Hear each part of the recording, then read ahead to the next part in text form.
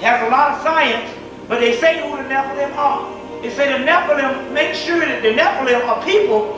You will find most of the Nephilim in jails now. But they say there's a lot more than just them being oppressed. Basically, they are rebellious in nature because they have been around long enough subconsciously to see different laws change over the years, especially with these damn white boys. So therefore, they are rebelling against the actual laws and stuff. On a spiritual level, they are rebelling against the confinement of their spirit not being able to manifest on a higher level. When we go into some ancient, some other metaphysical things tonight, we're going to break down certain laws that restrict us at this particular time. So let's go on. Moses anointed Aaron because Moses, remember, Moses anointed Aaron. The Hebrew mythology, it was first an elaborate mythological system that was later on historicalized and turned into history. What is actually happening here is it was turned into actual history. So for every Hebrew character, it means that they never necessarily existed in history. So if you understand that, you can line them up with the Egyptian mythology. So Moses would be Tahuti in the Egyptian mythology. You got the staff of Tahuti, you got the rod of Moses. You see what I'm saying? You got the rod of Moses, which would be Tahuti also, is what it would actually be. Very key to understand that. We're just going along, we're going to line up some things at this particular time, but I want to get through a couple of things right now on some Kabbalistic mysteries. The Jordan River that Jesus was baptized in is actually your Kundalini, because you are the Christ and you're being baptized by the river, which is the flow of the energy of your Kundalini. You see, in the angelic realm of the Kabbalah, you're supposed to have 72 deities, and also you have 72 spinal cords, even though you levels of the spine, because you also have a frontal level of the spine which is invisible, and the chakras line up on that. But you also have 32 levels of the spine, which in actuality you get your 33rd degree with, which is talking about 32 levels of the spine, which is 33 levels of the spine and 33 levels of actual consciousness, which has nothing to do with you going in some order and calling yourself a 33rd degree, when most black Masons don't even believe that the Camites or the Egyptians even had anything to do with Masonry, because most of them don't even know what an Egyptian is. You see what I'm saying? So that's very key that you understand that at this particular time. I want to get into some other things right now. And that is, let me see here, the history of Hermetica. The Hermetic text is some text that was in the Library of Alexandria that was smuggled out. The Hermetic text, if you ever get your hands on it, you can go and get this book if you can get your hands on this by Walter, what's this guy's name? Hermetica. I think his name is Walter Scott. And in that particular book, Walter Scott's book, they say that the greatest thing that ever happened in the history of man is man was able to make a man. So it's in there, but it also says, right in the particular book, and I often wonder why the Afrocentric scholars would read certain material and then all of a sudden turn around and say that we still come from damn monkeys and apes, just like the damn white boy. And in the material, the Hermetic material, it literally says that you got two races of men, and one of the races of men don't have a damn soul. Don't have an actual soul. And I often wonder, why is that? When I got the same books that some of the same authors came and told me to get, and when I started reading this stuff, I found shit that was totally different. You see what I'm saying? That was totally different. That's very key, and I often wondered why that was going on. Going around, how many people saw this particular information on TV where they said that King Tut married his sister? It was on Discovery. Sexual secrets from Pharaoh. Yeah, something like that. But anyway, they did this whole thing. They really didn't even go into that. But they were trying to find out whether the Egyptians or the Canaanites at that particular time, what race they were.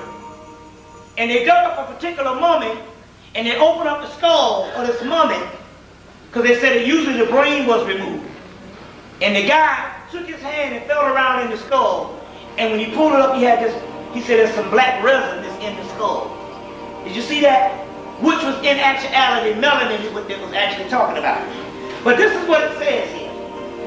It says, the universal genetic truth about the Egyptians, royals, using DNA from 3,000-year-old mummies.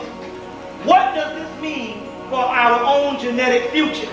Now, I don't know if I mentioned to you the last time, but what's actually really happening here is this. They are interested in this because they have museums all over the country. And they got museums all over the world, and right now there's a fight on to get the mummies that they haven't already eaten. So now they got this war going on and they're trying to recover the mummies. The reason why they have this war going on is because, based on DNA cloning now, they have already brought a certain amount of pharaohs back, to try to learn about ancient history, to try to carve out a niche to save themselves. So they have come and actually cloned and brought back a certain amount of pharaohs.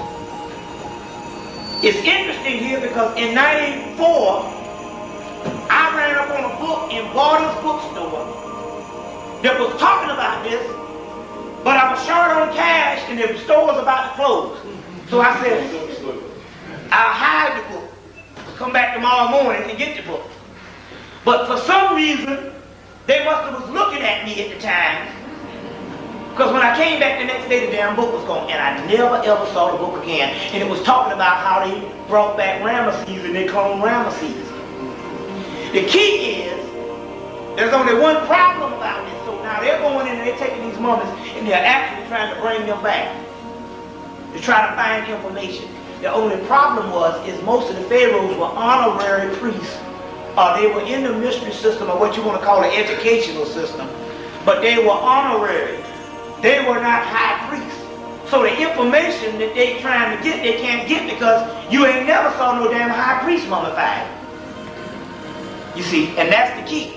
They have different monuments on priests and different statues on priests, but they don't have any mummies on priests because the priests never mummified themselves, because they can look into the future and they probably actually understood what would actually be going on in this particular time. So they didn't mummify themselves. You see, very key that that you understand that particular information that's going on. But I want to stress that you can go to the comic book store and get this particular information on this book called the Nephilim book. It costs about $20, but it has a whole lot of information in it. Now, last night I want to go back into this thing because I want to get into some mental alchemy at this particular time. What time is it, first of all? 20 to 10? Okay, look, you want to take, I'll tell you what we want to do. 25 minutes. You got, the people got food back there, so what I want to do is I want to, before we get rolling, I want to put a little break.